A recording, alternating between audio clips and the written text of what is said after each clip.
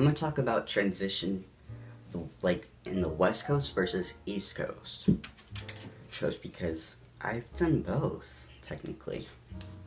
Technically, though, I started on the West Coast. So I'm a California boy, straight up. So I'm just gonna tell you, I'm from California. And California, I'd say it was easier, to be honest, in many ways, because there are more, well, if you live in a more rural area, there's less doctors, and they might not be knowledgeable of trans people, and all that stuff. Like, my current doctor has had 2 trans patients. I'm the second. Yeah, wonderful. Whereas, like, on the West Coast, because there's, I'd say there's a lot more resources, to be honest. Like, it's easier in many ways because also it's more liberal where I was from compared to the more conservative where I am now, unfortunately. But like, I got on hormones, and I know some people who are on the East Coast who are still trying to get on hormones, and it's been years, and I got on hormones like that pretty much in comparison, because I was able to find it. I was referred over to an LGBT place from a counselor at my school. Then I was, and once I was there, I got, they recommended a doctor for me,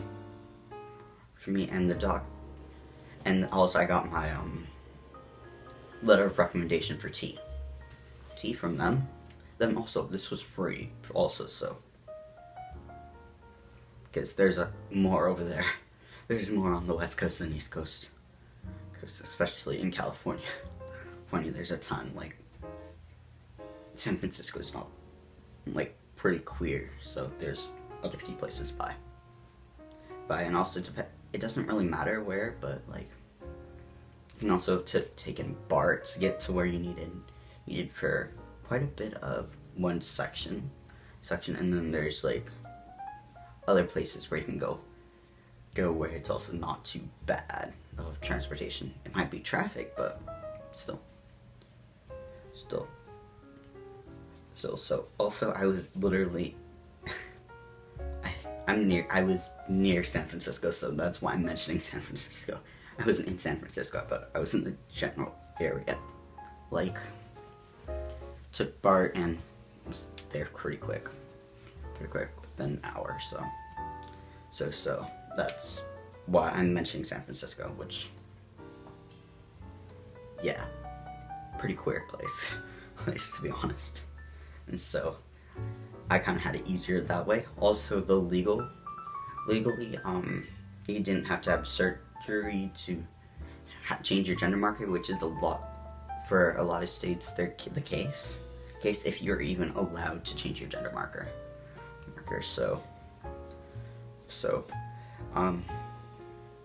But plain out, whereas over here, so you kind of have it more jumbled together where you can actually go, like, I was in the same city for my counseling, and my doctor was in the same city,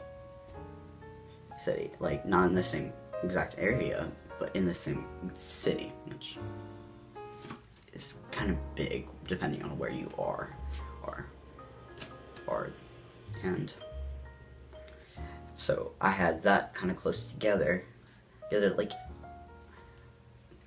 it was kind of easier in a way, because I had the steps drawn out for me, and also there's a lot of trans competent doctors who are in the West Coast, because more liberal area and all that stuff, or willing to work with trans people also,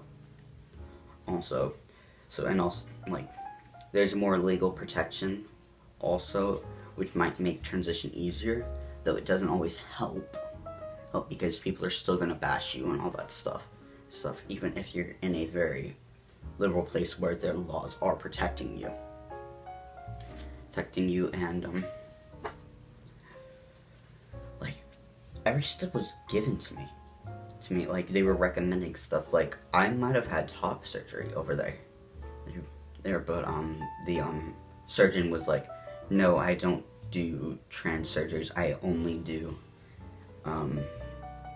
like this person was like I believe like, I don't want to say the word, but chest cancer. I believe, I don't know 100%, but I believe that was their specialty, and they said no because they don't specialize in that. I was like, okay, sure. Even I had my heart set on Dr. Garamoni, which I ended up having, but I was like kind of hopeful, being like, I'm just gonna deal with it, and it would have been covered, I believe, mostly. I don't know, depending on my insurance, which was pretty sure, like, for a while it was state insurance, like free insurance that, Medicare, Medicaid, I don't remember what it's called, Medi-Cal, that was it, for me, and it covered my hormones completely. Like, I didn't have to pay for most of my stuff that I got. Like, I only had to pay for needles, which was like, I got 20 for $4, so pretty good. And for me, in the end. And let's move over to the East Coast, where none of my hormones are covered at all. A lot less meds are covered, and also I had the state insurance also for a while. Like, I don't remember. Like, also, I was still under the quote-unquote kids, even though I was over 18 when I moved. I was still on the kids insurance, so it technically might have covered more stuff. I don't know, really, but none of my hormones were covered. I don't know if it was the place where I got my needles from or whatever, but $4 for one. I don't know if it was because the doctor screwed up or anything, but when I mentioned it to him, he was like, yeah, that's pricey. Yeah, I know. No, but most of my hormones, most of the stuff that I took, like, when I was over in California, wasn't covered as much. Like, I took stuff for acne and all that stuff, and one of them was covered. One of them was, like, partially covered, not much covered, and it was complete. Everything I took was pretty much free in California. And even when I changed my insurance in California, because I was over 18, and I had to pay for my insurance a little bit, nothing changed. Everything was still covered. I don't know what my insurance was then, but everything was free pretty much, and I rarely had to pay for needles because I was just getting short when I moved, and my doctor was amazing, and be like, here you go, here's some needles, syringes and needles, gauze pads. I still have a ton of gauze, band-aids, and he also gave me alcohol wipes. I was set. Also, I couldn't really. I was like, I'm gonna run out really soon. So I kind of needed them, because I didn't know when I was gonna be able to see a doctor to be able to take care of all that stuff. So that was kind of part of it. So, and in the West Coast, it's a lot easier to transition because there's more jumbled together. So I'd be like in a more rural area, it's a lot harder to because we may have to go hours and hours away to do one thing, and then you can't find a specialist. Or like when it's more rural, then there's like they may be booked. Like I know some guys who have to go to Atlanta if you're in Georgia, and they could be anywhere in the state, and and you're like, you have to go maybe 3 or 4 hours just to go for your endocrinology appointment. Whereas I was like, not that bad, less than an hour, depending on traffic, which, lived in California, there can be traffic, so, that, and also, you're like, now, you also don't really know if they're confident when you're like, I literally was like, trans-friendly doctors, and I was like, where, like, yeah, they might be friendly, but they're not mentioned, so, yeah, just, you also don't know, like, if they're gonna be like, cause with, Trump now in charge, he's like, Religious Freedom Act, which also can cover into healthcare, so I'm like, yeah, it's kind of scary, because I'm like, yeah, I don't know if you're really going to be a jerk to me or not just because I'm trans. And have you ever worked with trans people before? So I'm like, I have an endocrinology appointment coming up in a few months. The first it was available July, I believe. Yeah, July. That was fun. I believe it was like 18th. I don't know 100%, but it was like literally on like the next month of my T because I had my first injection on the 18th. So I'm kind of just like I'm anxious because I don't know if they're trans friendly, and I'm kind of like anxious to be like, is the doctor trans friendly? Do they know what the heck they're talking about when they're talking about trans people? Or they're just gonna be like, I don't know. Because my old doctor, we could actually have a conversation. We had a few conversations about like trans stuff, like the bathroom bill, because that was happening around then, and whereas this doctor's like, hi, yep. Yeah, it's more to the point and nothing, and also, it's more to the point and very fast. Could it be just because I was having a adolescence doctor? Compared to now that I have I believe he's overall everyone doctor? I don't know. No, it's just like, I'm not sure 100%, but like, as I said, there's some with, who I know that are like, technically like, who have been known they're trans longer, but have transitioned less than me, like medically, even though they want to.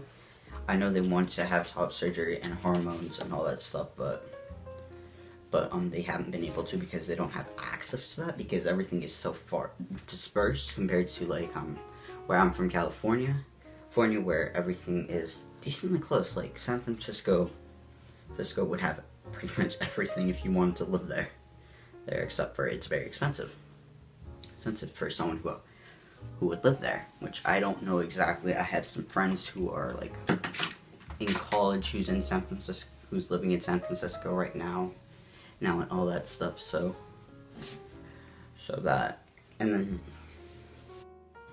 having everything very close together, the legal benefits of having like you being able to change your name, your gender marker, and your birth certificate get before hormones, without medical transition, including surgery or anything like that. That is a huge benefit, which some places do not. Like where I'm currently at, you have to have surgery to be able to change your gender marker, and some states don't allow you to change it at all. Some just are allowed to amend, some just don't at all. Also, it very differs state to state, but it kind of just expects like the same transition for everybody, which isn't reality, whereas some states do realize that, and that's why I kind of liked, and I found that West Coast transition was easier because everything's more smushed together compared to West Coast was smushed together together and closer together compared to East Coast, which is, in my case, more spread apart. But whereas some might be able to be like, I don't know, maybe New York City. So just throwing that out there, I don't know. No, or Atlanta was probably a little bit closer together than, or you have to drive hours, over an hour just to see an endo, and you don't know if they're trans friendly. Still anxious about that. And I've known for like a month. So it's fun. Overall, medically, like maybe physically transitioning without medically transitioning might be easier, though it also depends on where you live, because you might live in a more conservative area where people are not accepting and they might bash you or whatever. I don't know exactly, because I moved and I was cispassing, though that might be problematic, but I was far enough in my medical transition that no one would really be like, at all to me. But medically, I'd say it's easier if you're from the West Coast, because, as I said, I know people who have been who've known they're trans longer than me possibly, and are still trying to find tea and find a provider that is confident enough to be able to give them. And then there's, of course, as I said, a lot of places you need to have surgery instead, and there's less legal ramifications in the West Coast and East Coast. Like, you're covered pretty much on the West Coast, sorry, with healthcare, schools, and most of the aspects when I last checked it out was covered legally, where they cannot discriminate against you, whereas where I'm at personally, there's no protection whatsoever for LGBT individuals. So it's kind of like, depending on where you live, there's more trans competent doctors, or at least they're like, okay, we'll work with you, and there's as I said, legal protection. So depending on where you live, basically, is how better it is. Like where stuff is closer together compared to stuff that is vastly far apart. Like some places, like more rural areas might be easier, but also the West Coast has typically stuff that is closer together compared to South, I guess I'd say where stuff is typically more spread out from everything, and then it's a little bit harder because you'd have to go a few hours to find somebody and all that stuff. Like I said, I'm going an hour away just to get an endocrinology appointment and all that stuff, so it's kind of a pain in the butt, but I have to deal with it. So I'm not even sure if they're trans competent, as I said. So overall, I'd say everything, because everything is closer technically. If you are living in, as I've said, San Francisco, it's a little bit easier because you can literally have your entire transition pretty much medically happen there if you wanted. If you're picky and all that stuff, then I don't know as much, but yeah. So then if you want like everything close together, so then you also have the legal ramifications of, which is actually good ramifications with it being legally protected and all that stuff legally and medically and all that stuff with insurance covering more of your stuff compared to in other states, whereas with my state I don't have my hormones covered compared to California. I had most of my stuff covered except for my needles and all that stuff, so I was pretty good and set. I don't know if my top surgery would have been covered with before, because I had a referral, but they were specialists for a chest specialist cancer. So I believe so. I was trying to keep it like that, so then it wouldn't. But I still had my hopes on ceremony, so I was dealing and all that stuff, and it was just hopeful.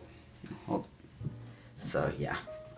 But if you're in the West Coast, typically everything is a little bit closer together depending on where you live, as I said compared to the East Coast, where it's more vast and less seen. So I'd say the West Coast is easier than the East Coast to transition, just for the mere fact that that everything is a little bit more closer together, and it's just the legal and everything is more in your favor compared to on the East Coast. Sorry, where it's not as much in your favor, because where I live there is no legal protection whatsoever for LGBT people, compared to California where there is like pretty much full coverage for LGBT people. So that I'd say West Coast transition is easier than East Coast transition.